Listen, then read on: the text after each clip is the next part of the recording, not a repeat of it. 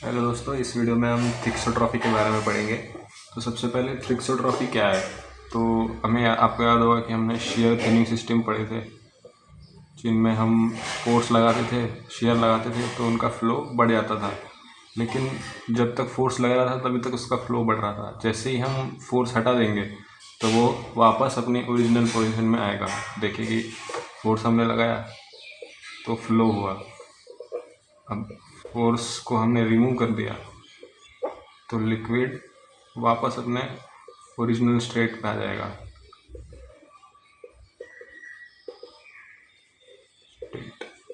लेकिन यहाँ पर एक डिफरेंस है, जितनी देर तक फोर्स लगाया था उतनी देर तक फ्लो हुआ, लेकिन उतने ही टाइम में ये ओरिजिनल स्टेट में वापस नहीं आएगा, उससे ज़्यादा टाइम लगेगा। तो इसे ही हम थिक्सोट्रॉफी कहते हैं कि उसको अपने ओरिजिनल स्टेट में वापस आने में ज़्यादा टाइम लग रहा है, मोर टाइम लग रहा है। इसको हम इस फिनोमेना को एक तरह से हम थिक्सोट्रॉफी कहते हैं कि जितना टाइम शेयर लगाने के बाद उसने फ्लो में बिताया उससे और ओरिजिनल स्टेट में आने में, लेकिन उससे ज़्यादा टाइम लग रहा है, तो इसको हम थिक्सोट्रॉफी कहते हैं। तो आप देख रहे हैं कि हम यहाँ पर टाइम की बात कर रहे हैं, तो आप समझ गए होंगे कि हम time dependent non Newtonian system में आ चुके हैं। क्योंकि जो पिछले हमने 3 पढ़े, प्लास्टिक, सूडो प्लास्टिक और डायलेटेंट, उसमें हमने टाइम की बात नहीं करी, वो टाइम इंडिपेंडेंट थे। लेकिन यहाँ पर हम टाइम डिपेंडेंट की बात कर रहे हैं। तो इसकी अगर हम बुकिश डिफिनेशन की बात करें तो thixotropy is defined as an isothermal and comparatively slow recovery on standing of material of a consistency lost through shearing. तो इसको हम ऐसे समझ सकते हैं कि शेयर फोर्स लगाने के बाद उसकी कंसिस्टेंसी कम हो गई। कंसिस्टेंसी मतलब आप विस्कोसिटी समझ सकते हैं कि वो अच्छे से फ्लो हुआ, लेकिन जितने देर तक उसको फोर्स लगाया और उसने फ्लो किया, वापस आने में उसे उतना ही टाइम नहीं लगा, उससे ज़्यादा टाइम लगा। तो उस प्रोसेस को हम कहते हैं थिक्सोट्रॉफी। अब हम इसकी ग्राफ पढ़ते हैं। तो अब हम इसके ग्राफ की बात करें तो ये हमने ग्राफ प्लॉट किया है। एक्स एक्सिस पे एफ शेयर स्ट्रेस और यहाँ पर जी रेट ऑफ शेयर।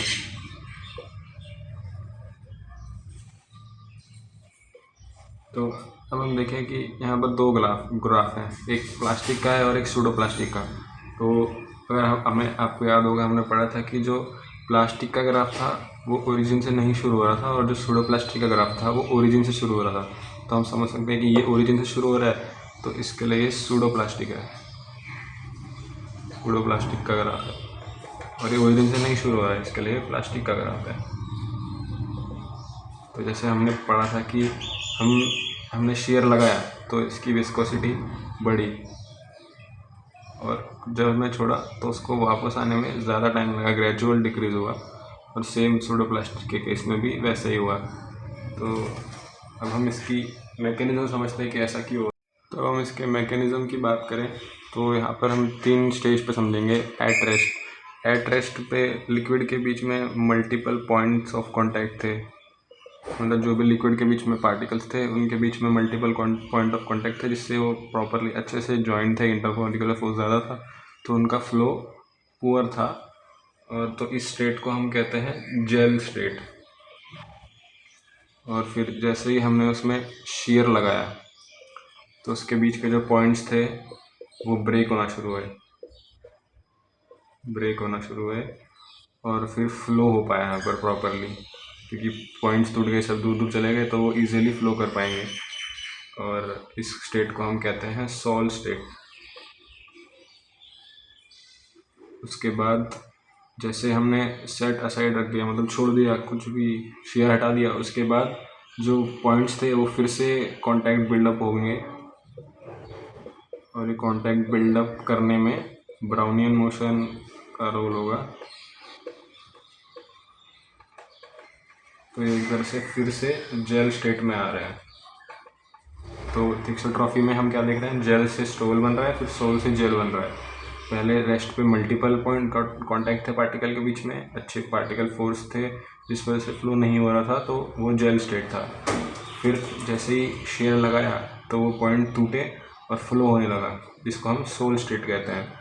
और इसके बाद हम उसको सेट असाइड कर देंगे, तो फिर वापस पॉइंट कांटेक्ट जो थे वो बिल्डअप होना शुरू होंगे, और इसमें ब्राउनियन मोशन में हेल्प करेगा और फिर से जेल स्टेट हो जाएगा। लेकिन यहाँ पर ध्यान रखना है कि हमने जो पढ़ा थिक्सोट्रॉफी के डिफाइन में कि जो शेयर के बाद वापस आने में जो टाइम लग रहा है वो ज़्यादा है, तो इसके लिए यहाँ पर जो टी लगेगा, समझे T1 रेस्ट में से शेयर आने में और शेयर से वापस कांटेक्ट बनने में T2, तो इसमें T2 जो होगा वो ज़्यादा होगा T1 से, मतलब वापस उससे अपने ओरिजिनल फॉर्म में आने में ज़्यादा टाइम लग रहा है। तो यही बेसिकली थिक्सोट्रॉफी है। अब हम इसके थोड़े एग्जांपल देख लेते हैं। तो अब हम इसके एग्जांपल देखें तो इसके एग्जांपल हैं पेंट्स, केचप्स, टूथपेस्ट और जिलेटिन। तो ये कुछ लिक्विड्स हैं जो थिक्सोट्रॉफी बिहेवियर शो करते हैं। तो थिक्सोट्रॉफी के अंदर दो सब टॉपिक आते हैं, बल्जेस और स्पेयर्स। जो छोटे टॉपिक हैं हम अभी इसको कवर करते हैं। अब हम बात करते हैं बल्जेस और स्प्यूर्स की। तो ये छोटे से टॉपिक हैं। तो इसमें हम सबसे पहले बल्जेस की बात करें तो ये F वर्सेस G का हमने ग्राफ बनाया है। तो इस ग्राफ पे हमने देखा कि एक हिस्टैरिसीस लूप फॉर्म हो गया और यहाँ पर एक बल्ज फॉर्मेशन हो गई। तो ऐसे जिसमें भी बल्ज फॉर्म हो रही है उसे हम बल्जेस कहते हैं। इसका एग्जांपल है एक्वस मैग्मा ऑफ बेंटोनाइट। फिर हम एक और ग्राफ देखते हैं F वर्सेस G का, जिसमें ये जो लूप ग्राफ बना उसमें यहाँ पर देखें तो ये अंदर चला गया। तो इस प्रोट्रूजन एक तरह से कह सकते हैं, हाँ प्रोट्रूजन, क्योंकि अंदर चला गया ग्राफ देख सकते हैं और यहाँ पर बाहर आ रहा है। तो ये बल्ज प्रोट्रूजन। इसका एग्जांपल है प्रोकेन पेनिसिलिन जेल।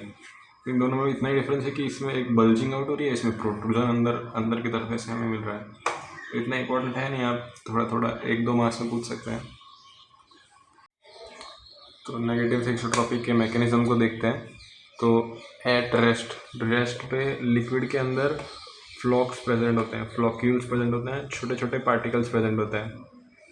और इसको हम सोल स्टेट से रिप्रेजेंट कर सकते हैं। तो यहाँ पर फ्लो हो रहा है प्रॉपरली, फ्लॉक्स प्रेजेंट है, फ्लॉक्यूल प्रेजेंट है। और जैसे ही हमने शेयर दिया तो जो फ्लॉक्यूल्स थे अलग अलग, वो आपस में कोलिजन होगा उनका और बीच में बॉन्ड फॉर्मेशन हो जाएगा, जिस वजह से उसका फ्लो डिक्रीज हो जाएगा। तो इस स्टेट को हम कहेंगे जेल स्टेट। और जैसे ही हम उसको सेट असाइड कर देंगे, छोड़ देंगे, तो बॉन्ड टूटने लगेंगे, बॉन्ड ब्रेक हो जाएंगे और फ्लॉक्यूल्स फिर से सेपरेट हो जाएंगे और ये सोल स्टेट हो जाएगा। तो इसे समझे तो फ्लॉक्यूल्स जो थे स्टार्टिंग में हमने देखा कि अलग अलग फ्लॉक्यूल्स प्रेजेंट थे। जैसे ही हमने उसमें शेयर दिया वो फ्लॉक्यूल्स पास आ गए, उनके बीच में बॉन्डिंग बन गई, तो यहाँ पर फ्लो कम हो गया। जैसे ही हमने हटा दिया तो फिर फ्लो वापस, फ्लॉक्यूल्स अलग अलग हो गए, बॉन्ड फॉर्मेशन टूट गया, तो फ्लो ज़्यादा हो गया। यहाँ पर देख सकते हैं कि यहाँ पर फ्लो प्रॉपर था तो विस्कोसिटी कम थी,